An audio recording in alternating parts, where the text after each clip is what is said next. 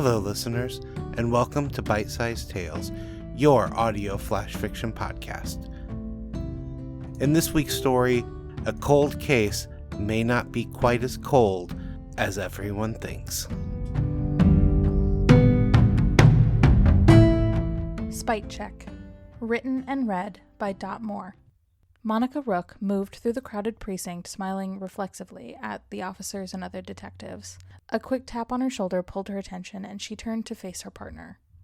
Xavier Bishop was the epitome of wellness. The man never seemed to hit a low, ever. It was damn infuriating, especially with the number of unsolved cases assigned to them. He smiled wide and handed her a paper cup filled to the brim with coffee. She returned the smile in earnest and took it between her hands, bringing the rim to her lips and sipping slowly.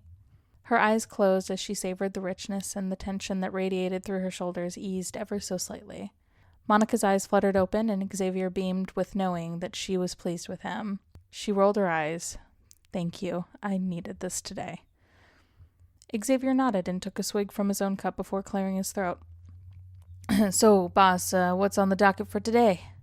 They walked toward the middle office of the precinct, and Monica turned over her shoulder to her partner. "Take your pick, Bishop. Cold cases, unsolved cases, or unresolved cases."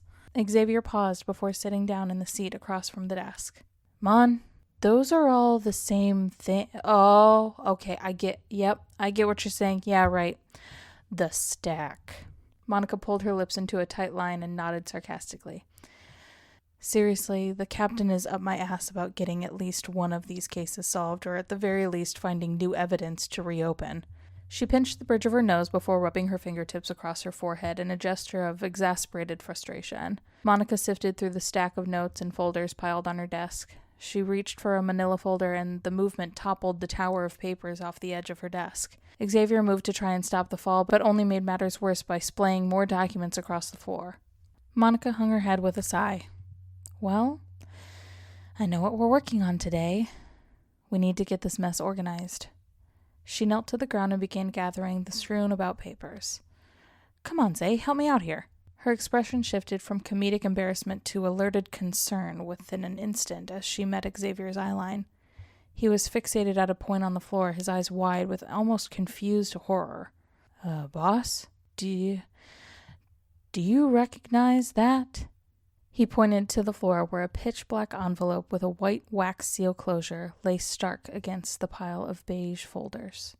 Monica shuffled across the spread of documents and hovered, inspecting the letter. She looked up to Xavier. "Get forensics, now." Bishop reached for the phone on Rook's desk and dialed the extension. He cited his badge number before requesting that a forensic scientist come to the precinct and investigate the envelope. Monica overheard the conversation. "We should have someone there within the next 2 hours. She looked up at Bishop. "Unacceptable. Get someone here now." Xavier huffed. "You heard her. This is priority numero uno. Better just send someone now, thanks." He didn't hesitate and hung up the call before the operator had a chance to argue further. Within 20 minutes, the forensic analyst showed up and assessed Monica Rook's office. The case files remained scattered across the floor, with the ominous black envelope poised perfectly in the center of the pile, as if intentionally on display. The precinct buzzed with hushed conversation as Monica leaned against the doorframe to her office. She mentally recalled the case details nearly line by line, and startled as Xavier gently bumped her shoulder with a fresh cup of coffee. She looked up at him, and the concern radiating off of her was palpable. He nodded and gave her arm a reassuring squeeze.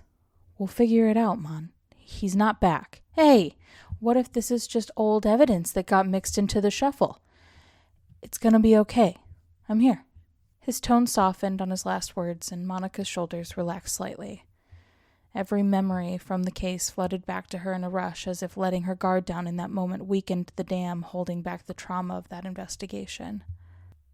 3 years ago, the newly promoted Detective Rook was assigned a double homicide case with conspicuous evidence.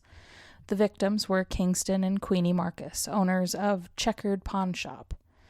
Both were community figureheads, well known and respected despite the stereotype of their business. They gave more than they earned and helped people find purpose through charitable works. They were both truly kind people that should not have met the violent end in life they received. Monica was assigned to the crime scene as primary investigator after first responders. When she arrived at the pawn shop, the faint buzz of a broken neon open sign flickered in the front window, casting a sickly pink glow over the checkerboard tile. The air was thick with the metallic scent of blood.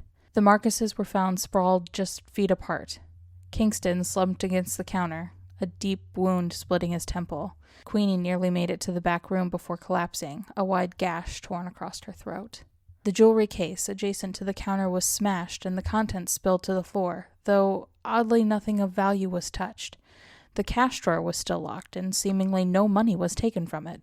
Near Queenie's outstretched hand sat a single, deliberate token. A black knight chess piece stood spotless, gleaming under the flickering overhead lights on a white tile of the floor.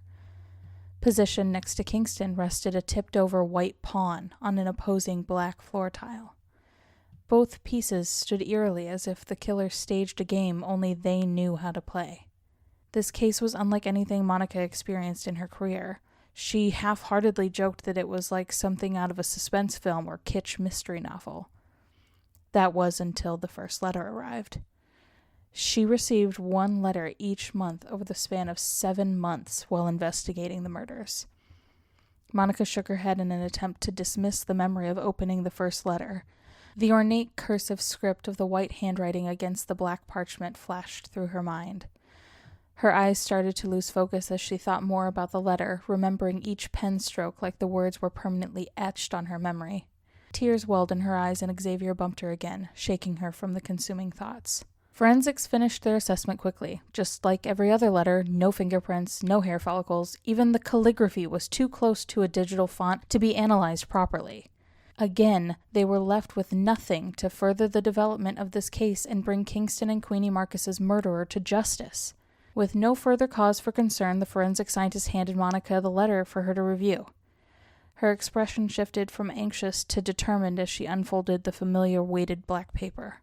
Like every other letter, the white words scribbled across the paper void gave Monica a shiver, raising the hair along her arms. She let out a shuddered breath as she read, "Your move. The game you abandoned is still in play. I have been very patient. Signed, Mr. Knight." Author's note. When we started book 4, I mapped out several different genres of stories to try and challenge myself to write outside of my comfort zone. Though I don't think I went too in-depth with this one, like I wanted to initially, I still really like the attempt at a murder mystery. The whole time I wrote this, I was itching to watch Seven or Kiss the Girls, so you can see where some of my inspiration came from. Hope you enjoyed it. Thanks for listening.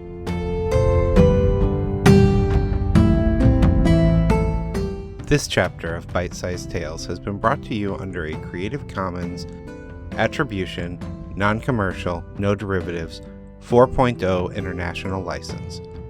Intro and outro music is Fantasy Motion by Alexander Nakarada, provided under a Creative Commons 4.0 license. If you enjoyed what you heard today, we would greatly appreciate reviews and recommendations to your friends. Finally, for more information about our authors, please visit bitesizedtales.com. We look forward to reading to you next time.